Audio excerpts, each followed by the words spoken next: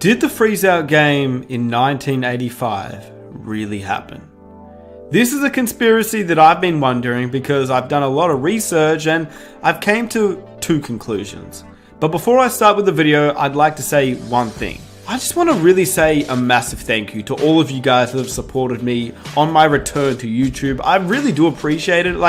The views and subs have only grown since I got back, and I do really appreciate your support. All the comments, all the likes, all the new subscribers, welcome.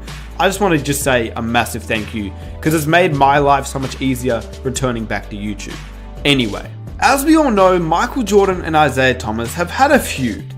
A kind of feud that everyone in the whole NBA world kind of knows. But how did this feud even happen?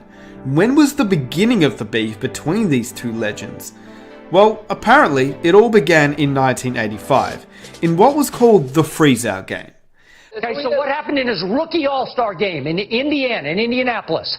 Isiah led a movement among the Eastern vets. This is Michael's rookie All-Star game to freeze out Michael Jordan. Michael didn't like it. He doesn't like to lose even some silly All-Star game. And he held it against Isiah till death do them part.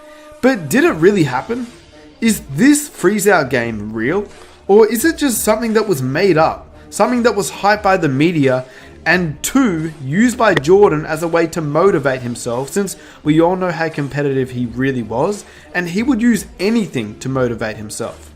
A few things before I start. I read this story in an article written by a man named Sam Smith on the HistoryBulls.com website, so I'll link that in the description if you guys want to read it yourself. Secondly, if you enjoy these types of videos, be sure to subscribe for more, leave a like if you guys want to support me and the channel, and I hope you guys enjoy the video. First, let's state the reasons why it may not be real, and then afterwards, let the conspiracy theory begin. So the first reason why it may not be real. Isiah Thomas was only a fourth-year player in the league. Would he really have the ability to influence superstar players like Larry Bird, Julius Erving, Moses Malone, Magic Johnson, and George Gervin? Would he be able to come up with a plan to prevent Jordan from doing anything? And not to mention, also sell it to his head coach, who had to be on the plan to stop Jordan too? Thomas said, and I quote, "I laugh at the thought, because I can definitely control those guys," he said sarcastically. Nonetheless, it became accepted as fact. Thomas was first questioned about it not long after the game, and he said, and I quote, "I remember people started writing about it, and then started talking about it, and then all of a sudden it became the truth," he said. "Now it's written in books, and people just assume it's fact. You're talking about Julius Erving, Larry Bird, Moses Malone, and myself all getting in a huddle someplace and saying, hey, let's not give Jordan the ball. I mean, that is absurd." But how did that story even come about, considering at this stage in their careers, there was no beef or rivalry yet? This was a fourth-year player and a first-year rookie superstar in Jordan. Well, this is the breakdown. It was actually all brought up by a newspaper columnist who got the story to kick off. The reporter's name was Charlie Vincent, and he worked at the Detroit Free Press. Because of this, he became close with the Michigan guys, Isiah Thomas and Magic Johnson. He also became close with George Andrews, who was Magic Johnson's agent. This is what Andrews said really happened. On Saturday night during workouts, Michael wore his Nike warm-ups, which at the time was a violation of the NBA's protocol. He was promoting Nike. He was ignoring an unwritten rule that you wore All-Star stuff to the All-Star game. Some of the All-Stars, particularly Isiah and Magic, supposedly took offense to this. Or maybe they were just sick of Jordan's popularity. Either way, the story goes that the veteran guys got upset, saying, "Who the heck is this rookie? He's not acting the way that he should," and so on. No question, they were just mad at him. Which, to be honest, at the time, it's kind of fair enough when you think about it. You have this rookie who just comes in the league and decides to do what he likes and wear what he wants, but at the same time, he was Michael Jordan. The legend has it that some of the older guys like Isiah, Magic, Gervin thought that Michael Jordan was coming off as cocky and arrogant. The fans voted Jordan, after all, as an all-star starter during his rookie season, with the most votes in the history at that time, leading to what Jordan would call jealousy. He suggested that they were just upset by the amount of attention Jordan was receiving.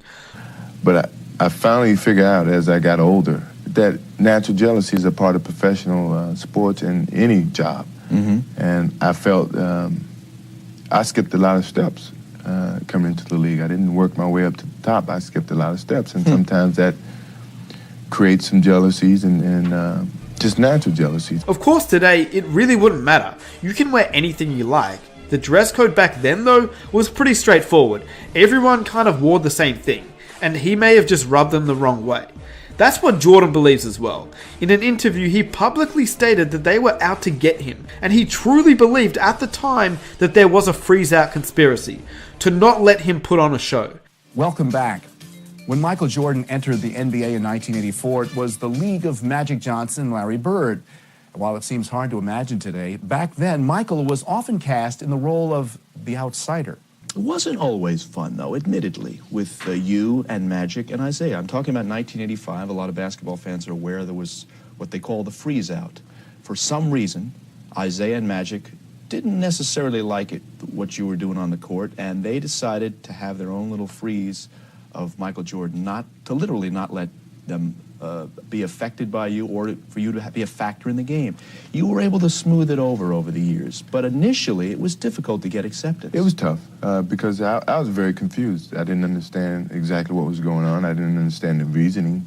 I felt that, I always felt that I was the lowest on the totem pole and had to work my way up, so I didn't go in cocky. I made sure that I wasn't going to do that. Now, I know what you're probably thinking. And can't we just watch the game ourselves and figure it out for ourselves? And yes, you could. I mean, I'll put the link in the description. Feel free to watch it. But when I watch it personally, I personally don't see any kind of plan to suggest that they were putting a freeze out on Jordan. But then sometimes I do go back and look and say, well, maybe they could have passed it here. Maybe they could have passed it there. Because in the end, Jordan would only end up having 9 shots, which is not a lot for an all-star starting player. Whilst no player involved has ever confirmed that the freeze-out game ever occurred, the story has long been reported, and Jordan has even spoken about it, whilst Isaiah Thomas has ridiculed about the idea that he masterminded a plan to freeze out Jordan, and he claims it was ludicrous. But in his autobiography, For the Love of the Game, Jordan said this: "I was very aware of what I had done on the court during the first half of my rookie year. The last thing I wanted to do in the 1985 All-Star Game was draw even more attention to myself. I brought my family with me to the All-Star Game, and the plan was to soak in all the atmosphere, meet the players, and play the game. My mindset was to blend in and not make any waves, exactly what I was trying to avoid happen anyway. I broke out the first Nike Air Jordan sweats during the slam dunk competition, and certain players, Isaiah Thomas and Dominique Wilkins for starters, thought I was being disrespectful.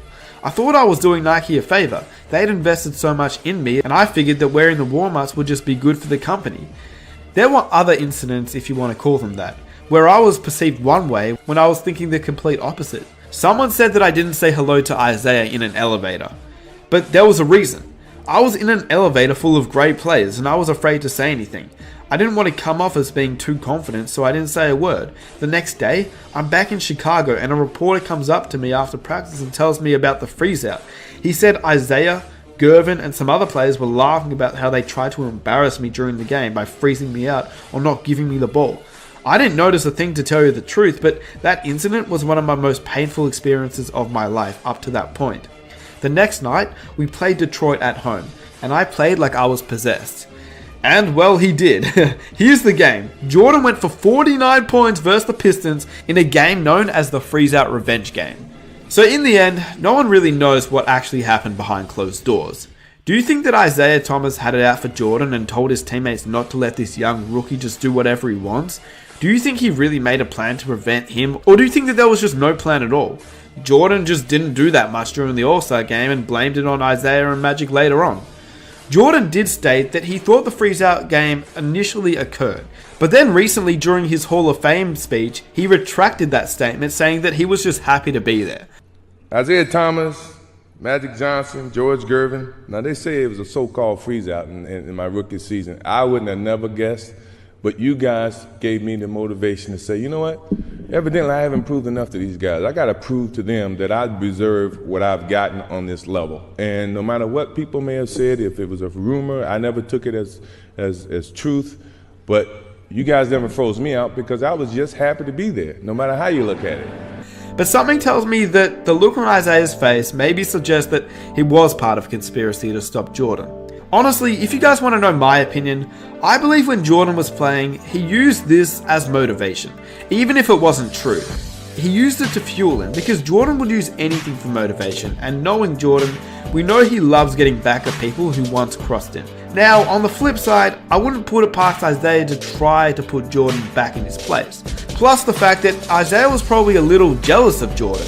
Jordan being the face of Chicago, and Isaiah being a Chicago native, with MJ getting all the love. So when I watch the game, I don't really see any conspiracy at all. So with that said, if you guys enjoyed the video, please be sure to subscribe for more. Be sure to follow me on Instagram, and let's see if we can reach 1,000 likes for the next video. If you enjoyed this video, please be sure to check out some of my other videos right now. I'm out. Peace.